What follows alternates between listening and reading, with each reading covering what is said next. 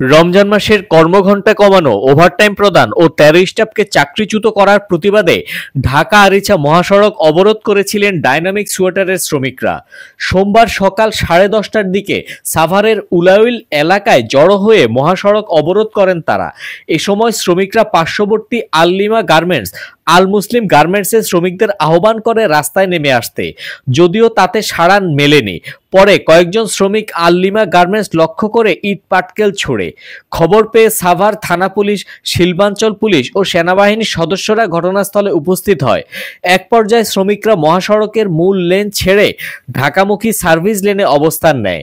শ্রমিকরা জানান, কয়েক দফায় সময় দিয়েও কারখানাটির মালিকপক্ষ শ্রমিকদের দাবি মেনে নেয়নি। সর্বশেষ আজ সকালে কারখানা থেকে বেরিয়ে তারা মহাসড়ক অবরোধ করে। ডিসেম্বর মাসে গত বছর ডিসেম্বরে আমাদের বসায় রেখে ২৫০ টাকা বেসিক দিছে।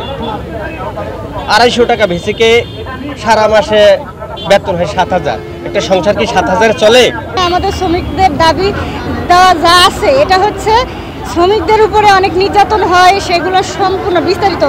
যারা আমাদের প্রোডাকশনে কাজ করি, আমরা প্রোডাকশনের সমস্যা, রেটের সমস্যা, অনেক সুপারভাইজার আছে, তারপরে আমাদের পিটি স্যার আছে, এনাদের সবারই অনেকেরই অনেক কিছু সমস্যা আছে। যাই হোক, এটা সমাধানের জন্য আমরা এখানে আসছি।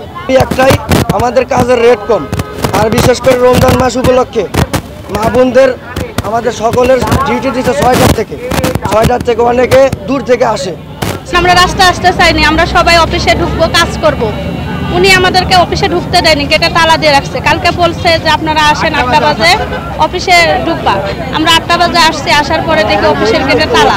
আর আমাদের মূলত প্রথম বিষয়টা হচ্ছে, যেটা নিয়ে আর কি আজকে এই অবস্থা, সেটা হচ্ছে কাজের রেট কম দেয়। এক পিস কাজের দাম যদি ২০ টাকা পাইতাম আমরা, ওই কাজটা ৫-৭ টাকা করে কমানো হয়েছে। কেন আমাদের দেওয়া রেট কমাবে? পত্রিকার অ্যাপারেলসের তারা বসেছিল, রাস্তা ব্লক করেছিল। তারপরে তাদের বোঝানোর পরে এবং মালিক পক্ষের সাথে মীমাংসা হওয়ার পরে তারা রাস্তা ব্লকেট ছেড়ে দেয়। সেনাবাহিনী, তারপরে পুলিশ, ইন্ডাস্ট্রিয়াল পুলিশ, তারপরে হলো এভিবিএন, সবাই মিলে আজকে সকালে আবার ডাইনামিক অ্যাপারেলস তারা রাস্তা ব্লকেট করেছে। এই ঢাকা রিচা রোডটা ব্লকেট করার পরে আমরা তাৎক্ষণিকভাবে সেনাবাহিনী, পুলিশ এবং সবাই আমরা চলে আসি।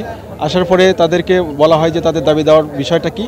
তো তারা যেগুলো দাবি দেওয়া করেছে সেগুলো আমাদের কাছে খুব একটা যৌক্তিক মনে হয়নি।